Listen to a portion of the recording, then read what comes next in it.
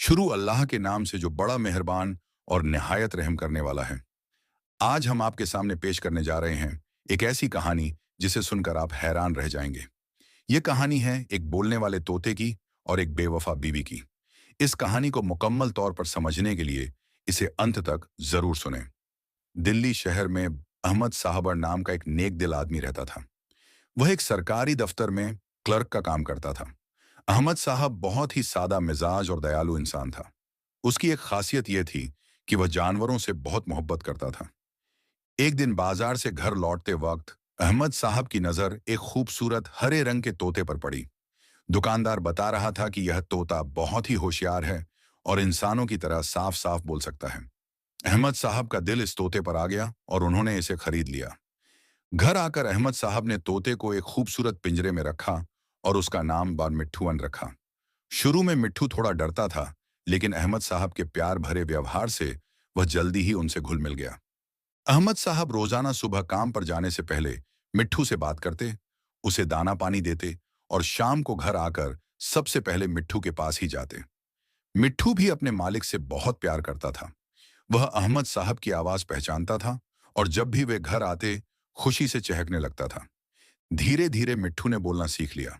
वह अस्सलाम अलैकुम, अल्लाह हाफिज और अहमद भाई जैसे शब्द बोलने लगा। अहमद साहब को अपने इस होशियार दोस्त पर बहुत नाज था। कुछ महीनों बाद अहमद साहब के घर वालों ने उनकी शादी कराने का फैसला किया। उन्होंने हफरीदा शाह नाम की एक खूबसूरत लड़की से निकाह किया। फरीदा पढ़ी लिखी और समझदार लड़की थी, लेकिन उसका मिजाज थोड़ा तेज था।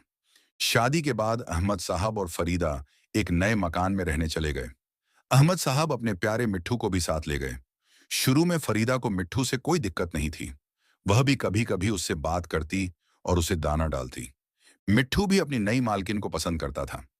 जब अहमद साहब दफ्तर में होते तो मिट्ठू फरीदा का साथ देता और उसे अकेला महसूस नहीं होने देता। फरीदा भी मिट्ठू से मीठी मीठी बातें करती और मिट्ठू खुशी से जवाब देता। पहले कुछ महीने बहुत खुशी से गुजरे। अहमद साहब को लगता था कि उसकी जिंदगी पूरी हो गई है, एक प्यारी बीवी और एक वफादार दोस्त मिट्ठू। लेकिन धीरे धीरे फरीदा का व्यवहार बदलने लगा। शादी के 6 महीने बाद उसने शिकायत करना शुरू किया कि मिट्ठू बहुत शोर मचाता है। वह कहती कि तोते की वजह से घर में गंदगी होती है और उसे सफाई करने में दिक्कत आती है। अहमद साहब समझाते कि मिट्ठू तो हमेशा से ऐसा ही है, लेकिन फरीदा नहीं मानती। उसने अहमद साहब से कहा कि या तो मिट्ठू को किसी और को दे दो या फिर बालकनी में रखो ताकि घर में शोर ना हो। मिट्ठू यह सब समझ रहा था। वह महसूस कर रहा था कि उसकी मालकिन उससे खुश नहीं है, लेकिन वह चुप रहता क्योंकि वह नहीं चाहता था कि अहमद साहब और फरीदा के बीच उसकी वजह से झगड़ा हो। एक दिन अहमद साहब दफ्तर गए हुए थे और फरीदा घर में अकेली थी। तभी दरवाजे पर दस्तक हुई। फरीदा ने दरवाजा खोला तो देखा कि अंकरीम माट नाम का एक नौजवान खड़ा था। करीम फरीदा का कॉलेज का पुराना दोस्त था। करीम ने कहा कि वह इस इलाके में काम के सिलसिले में आया है और सोचा कि पुराने दोस्त से मिल लेता हूं। फरीदा ने उसे अंदर बुलाया और चाय नाश्ता कराया। मिट्ठू बालकनी में बैठा यह सब देख रहा था। उसने ध्यान दिया कि यह नया आदमी फरीदा से बहुत ही दोस्ताना तरीके से बात कर रहा है। वे दोनों हंस हंस कर बातें कर रहे थे और काफी देर तक साथ बैठे रहे। जब अहमद साहब शाम को घर आए तो फरीदा ने उनसे करीम के बारे में कुछ नहीं बताया। मिट्ठू सोच रहा था कि शायद यह कोई खास बात नहीं है, लेकिन उसे कुछ अजीब लगा था। अगले दिन फिर करीम आया। इस बार भी अहमद साहब दफ्तर में थे। मिट्ठू ने देखा कि करीम और फरीदा बहुत देर तक कमरे में बंद रहे। उन्होंने दरवाजा भी बंद कर लिया था। मिट्ठू को बहुत बेचैनी हो रही थी। वह समझ नहीं पा रहा था कि यह क्या हो रहा है। जब करीम जाने लगा तो मिट्ठू ने उससे पूछा, तुम कौन हो? तुम्हारा नाम क्या है? करीम घबरा गया। उसे पता नहीं था कि यह तोता इतना साफ बोल सकता है। फरीदा भी परेशान हो गई। उसने जल्दी से कहा, मिट्ठू, यह मेरा भाई करीम है। यह मुझसे मिलने आया था। लेकिन मिट्ठू समझ गया था कि कुछ गड़बड़ है। अगर यह वाकई फरीदा का भाई होता तो अहमद साहब को भी इसके बारे में पता होता। अब यह सिलसिला रोजाना का हो गया था। जैसे ही अहमद साहब दफ्तर जाते, करीम घर आ जाता। वह और फरीदा घंटों तक कमरे में रहते। मिट्ठू देखता कि वे दोनों हंसते खेलते हैं, एक दूसरे से बहुत प्यार से बात करते हैं। मिट्ठू का दिल टूट रहा था। वह जानता था कि उसकी मालकिन अपने पति को धोखा दे रही है, लेकिन वह सोच में पड़ गया था कि क्या करे। एक तरफ उसका फर्ज था कि वह अपने मालिक अहमद साहब को सच बताए। दूसरी तरफ वह नहीं चाहता था कि अहमद साहब को दुख हो। वह जानता था कि अहमद साहब फरीदा से बहुत मोहब्बत करते हैं। कई रातों तक मिट्ठू सो नहीं पाया। वह सोचता रहता कि क्या करना चाहिए। उसने फैसला किया कि वह पहले फरीदा को समझाने की कोशिश करेगा। एक दिन जब करीम जा चुका था, मिट्ठू ने फरीदा से कहा, फरीदा बीबी, ये क्या कर रही हो? अहमद भाई आपसे बहुत मोहब्बत करते हैं। आप उनके साथ धोखा क्यों कर रही हैं? फरीदा चौंक गई। उसे एहसास हुआ कि मिट्ठू सब कुछ समझ गया है। पहले तो वह गुस्सा हुई, फिर उसने मिट्ठू को समझाने की कोशिश की। मिट्ठू, तुम नहीं समझोगे। करीम मेरा बचपन का दोस्त है। हम सिर्फ दोस्ती की बातें करते हैं। इसमें कोई गलत बात नहीं है। लेकिन मिट्ठू जानता था कि यह झूठ है। उसने कहा, अगर यह सिर्फ दोस्ती है तो फिर अहमद भाई को क्यों नहीं बताया? क्यों दरवाजा बंद करके बात करते हो? फरीदा के पास कोई जवाब नहीं था। वह गुस्से में बोली, तुम सिर्फ एक तोते हो। तुम्हें इंसानों के मामलों में दखल नहीं देना चाहिए। अगले दिन जब करीम आया तो फरीदा ने उसे मिट्ठू की बात बताई। करीम बहुत परेशान हुआ। उसने कहा, यह तोता खतरनाक है। कहीं यह अहमद को सब कुछ न बता दे। फरीदा भी चिंतित थी। उसने कहा, हमें कुछ करना होगा। मैं अहमद से कह दूंगी कि मिट्ठू बीमार है और इसे डॉक्टर के पास ले जाना होगा। लेकिन करीम का दिमाग कुछ और सोच रहा था। उसने कहा, नहीं, यह काम नहीं आएगा। बेहतर यह होगा कि हम इस तोते से हमेशा के लिए छुटकारा पालें। मिट्ठू दूर बैठा यह सारी बातें सुन रहा था। उसे समझ आ गया कि अब उसकी जान को खतरा है। उसने सोचा कि अब देर करना ठीक नहीं। उसे अहमद साहब को सब कुछ बताना ही होगा। उस शाम जब अहमद साहब घर आए तो मिट्ठू ने उनसे कहा, अहमद भाई, मुझे आपसे कुछ जरूरी बात करनी है। अहमद साहब हैरान हुए क्योंकि मिट्ठू का लहजा बहुत गंभीर था। उन्होंने पूछा, क्या बात है मिट्ठू? तुम इतने परेशान क्यों लग रहे हो? मिट्ठू ने कहा, अहमद भाई, जब आप दफ्तर में होते हैं तो यहाँ एक आदमी आता है। उसका नाम करीम है और वह फरीदा बीबी के साथ। अभी मिट्ठू की बात पूरी भी नहीं हुई थी कि फरीदा वहां आ गई। उसने जल्दी से कहा, अहमद, मिट्ठू कल से बहुत अजीब हरकतें कर रहा है। लगता है कोई बीमारी हो गई है। ये उल्टी सीधी बातें कर रहा है। अहमद साहब कंफ्यूज हो गए। उन्होंने मिट्ठू से पूछा, क्या बात है मिट्ठू? लेकिन फरीदा बीच में बोली, इसे डॉक्टर के पास ले जाना चाहिए। शायद तेज गर्मी की वजह से इसकी तबीयत खराब हो गई है। मिट्ठू समझ गया कि फरीदा उसे बोलने नहीं दे रही। उसने फैसला किया कि वह किसी और तरीके से अहमद साहब को सच बताएगा। अगली सुबह अहमद साहब दफ्तर गए तो करीम आया। इस बार वह एक बड़ा बैग लेकर आया था। फरीदा ने उससे कहा, आज इस मसले को हमेशा के लिए हल करना होगा। करीम ने कहा, हाँ, मैंने सब इंतजाम कर लिया है। इस तोते को मैं शहर से दूर जंगल में छोड़ आऊंगा। वहां से यह कभी वापस नहीं आ पाएगा। मिट्ठू यह सुनकर डर गया, लेकिन उसने हिम्मत नहीं हारी। उसने जोर से चिल्लाकर कहा, तुम लोग गलत काम कर रहे हो। मैं अहमद भाई को सब बता दूंगा। करीम गुस्से में बोला, अब तो तू बिल्कुल नहीं बोलेगा। उसने मिट्ठू को पकड़ने की कोशिश की, लेकिन मिट्ठू चालाक था। वह पिंजरे से निकलकर उड़ने लगा। पूरे घर में शोरगुल मच गया। करीम और फरीदा मिट्ठू को पकड़ने की कोशिश कर रहे थे। आखिरकार उन्होंने मिट्ठू को एक कपड़े से ढककर पकड़ लिया और बैग में डाल दिया। करीम मिट्ठू को लेकर शहर से दूर एक जंगल में पहुंचा। रास्ते भर मिट्ठू बैग में छटपटाता रहा और करीम से मिन्नतें करता रहा कि उसे छोड़ दे। जंगल में पहुंचकर करीम ने बैग खोला। मिट्ठू बाहर निकला तो उसने चारों तरफ देखा। हर तरफ सिर्फ पेड़ ही पेड़ थे। करीम ने कहा, देख मिट्ठू, हमारी तुमसे कोई दुश्मनी नहीं है, लेकिन तुम हमारे काम में रुकावट बन रहे थे। अब तुम यहां आजाद हो। यहां अपनी जिंदगी गुजारो और कभी वापस मत जाना। मिट्ठू ने कहा, करीम, तुम गलत काम कर रहे हो। अहमद भाई नेक आदमी हैं। उन्होंने तुम्हारा क्या बिगाड़ा है? तुम उनकी खुशियां क्यों बर्बाद कर रहे हो? करीम ने कहा, यह तुम्हारा मामला नहीं है। तुम यहां से चले जाओ और कभी वापस मत आना, वरना अगली बार तुम्हारी जान को खतरा हो सकता है। लेकिन मिट्ठू ने हार नहीं मानी। वह जानता था कि उसे अहमद साहब को सच बताना है। जैसे ही करीम वहां से गया, मिट्ठू ने वापसी का रास्ता तलाशना शुरू किया।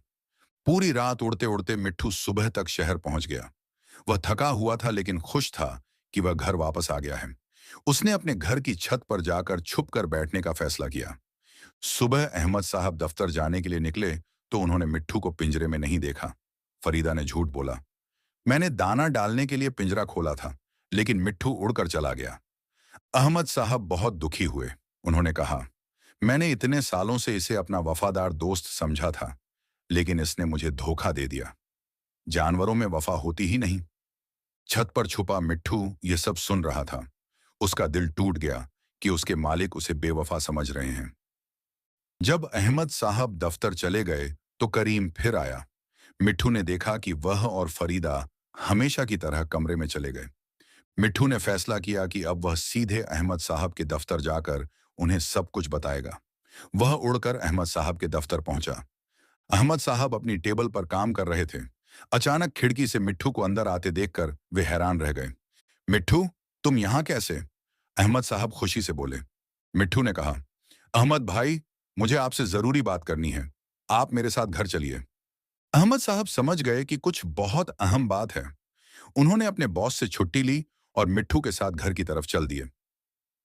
घर पहुंचकर मिट्ठू ने अहमद साहब को दीवार पर बैठने को कहा। फिर वह उड़कर कमरे की खिड़की के पास गया। अहमद साहब मिट्ठू के पीछे पीछे घर के अंदर गए। जैसे ही वे कमरे के दरवाजे के पास पहुंचे, उन्होंने अंदर से आवाजें सुनी। दरवाजा खुला था। अहमद साहब ने अंदर झांक कर देखा तो उनकी आंखों के सामने अंधेरा छा गया। उनकी बीवी फरीदा किसी और आदमी के साथ बिस्तर पर थी। अहमद साहब का दिल टूट गया। वे समझ गए कि मिट्ठू सच कह रहा था और उन्होंने गलत फहमी में अपने वफादार दोस्त को बेवफा कहा था। करीम और फरीदा घबरा कर उठे।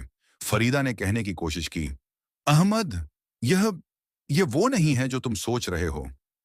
लेकिन अहमद साहब ने हाथ से इशारा करके उसे चुप करा दिया। उन्होंने कहा, बस, अब कोई बहाना नहीं। मैंने अपनी आंखों से सब देख लिया है। अहमद साहब ने करीम से कहा, तुम फौरन यहां से निकल जाओ और दोबारा कभी यहां मत आना। करीम डरते हुए वहां से भाग गया। फिर अहमद साहब ने फरीदा से कहा, मैंने तुमसे इतनी मोहब्बत की, तुम्हें रानी की तरह रखा, लेकिन तुमने मेरे साथ धोखा किया। अब तुम्हारा और मेरा कोई रिश्ता नहीं रहा। अहमद साहब ने फरीदा को तलाक दे दिया और उसे घर से निकाल दिया। उसके बाद अहमद साहब ने मिट्ठू को अपनी बाहों में लिया और कहा, मिट्ठू, मुझे माफ कर दो। मैंने तुम पर शक किया था, जबकि तुम मेरे सच्चे दोस्त हो। तुमने मुझे एक बड़े धोखे से बचाया है।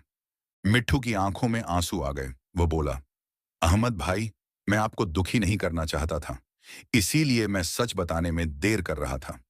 उस दिन के बाद अहमद साहब और मिट्ठू का रिश्ता और भी मजबूत हो गया। अहमद साहब ने समझ लिया कि सच्चे दोस्त कभी कभी इंसानों में नहीं, बल्कि जानवरों में मिलते हैं।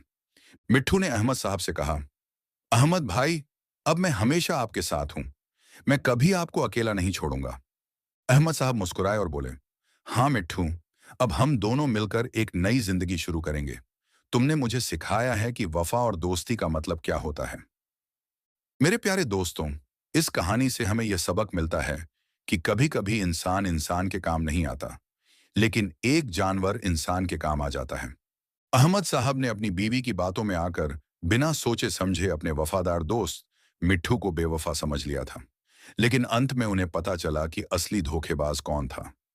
कुछ दिनों बाद अहमद साहब के रिश्तेदार और दोस्त उनसे मिलने आने लगे। सबको फरीदा के जाने की खबर मिल गई थी। कुछ लोग अहमद साहब को तसल्ली देते तो कुछ कहते कि उन्होंने जल्दबाजी में फैसला लिया है। अहमद साहब के चचा हाशिम साहब ने कहा, अहमद बेटा, तुमने बिना पूरी बात जाने फरीदा को घर से निकाल दिया। हो सकता है कोई गलत फहमी हुई हो। लेकिन अहमद साहब ने जवाब दिया, चचा जान, मैंने अपनी आंखों से सब कुछ देखा है। मिट्ठू ने मुझे सच बताने की कोशिश की थी, लेकिन मैंने उसकी बात नहीं सुनी। मिट्ठू भी अहमद साहब के बगल में बैठा यह सब सुन रहा था।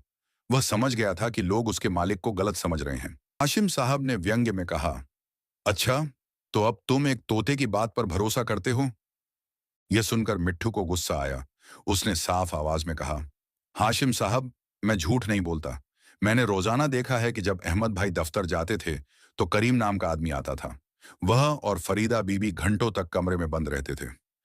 हाशिम साहब हैरान रह गए कि तोता इतनी साफ और तर्क संगत बात कर रहा है।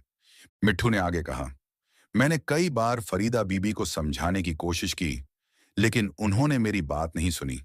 जब मैंने अहमद भाई को बताने की कोशिश की तो वे लोग मुझे जंगल में छोड़ आए। अब हाशिम साहब को अहमद साहब की बात पर यकीन होने लगा। उन्होंने कहा, अगर यह बात सच है तो तुमने बिल्कुल सही किया है अहमद। कुछ हफ्तों बाद फरीदा ने अपनी सहेली नुसरत के जरिए अहमद साहब से संपर्क करने की कोशिश की। नुसरत ने अहमद साहब से कहा, भाई साहब, फरीदा बहुत परेशान है।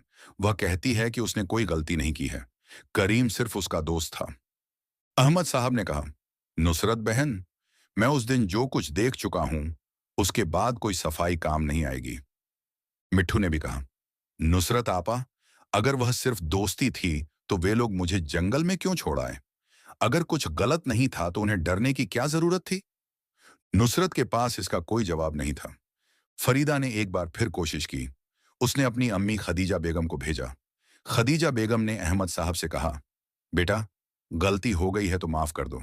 फरीदा को एक और मौका दे दो। लेकिन अहमद साहब का फैसला पक्का था। उन्होंने कहा, अम्मी जान, मैं फरीदा का बुरा नहीं चाहता, लेकिन विश्वास एक बार टूट जाए तो दोबारा नहीं जुड़ता। इधर करीम की हालत बहुत खराब हो गई थी। फरीदा के घर से निकलने के बाद उसकी नौकरी भी चली गई थी, क्योंकि वह अपने काम पर ध्यान नहीं दे रहा था। एक दिन करीम ने हिम्मत करके अहमद साहब के दफ्तर में जाकर उनसे माफी मांगने की कोशिश की। करीम ने कहा, अहमद भाई, मुझसे बहुत बड़ी गलती हुई है। मैं आपसे माफी चाहता हूं। अहमद साहब ने उसकी तरफ देखा और कहा, करीम, तुमने सिर्फ मेरे साथ गलत नहीं किया, तुमने एक पूरे घर को बर्बाद करने की कोशिश की। फरीदा भी गलत रास्ते पर गई, लेकिन तुमने उसे गुमराह किया। करीम की आंखों में आंसू आ गए।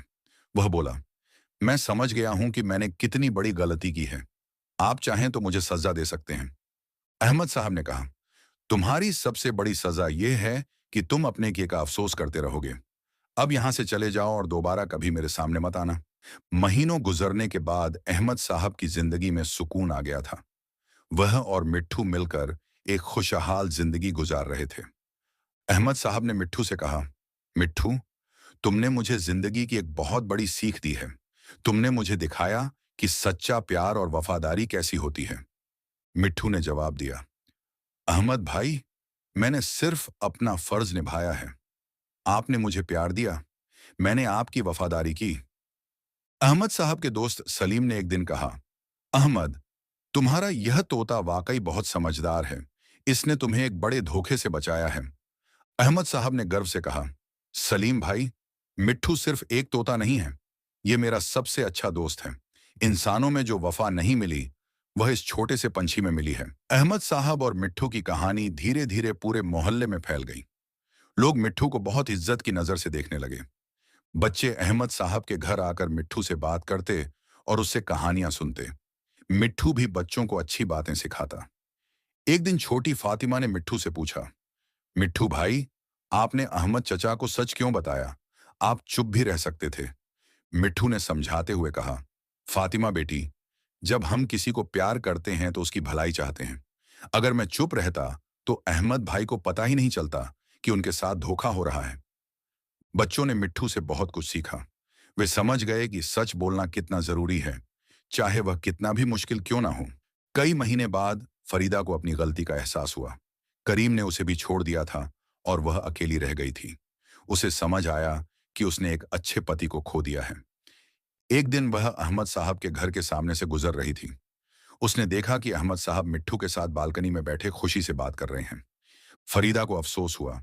उसने सोचा कि काश उसने उस वक्त सब्र किया होता और गलत रास्ते पर न गई होती। वह मिट्ठू से नाराज भी थी और शुक्रगुजार भी। नाराज इसलिए कि उसने उसकी पोल खोली थी, और शुक्रगुजार इसलिए कि उसने उसे और बड़ी गलती करने से रोक दिया था। समय के साथ अहमद साहब का दुख कम होता गया।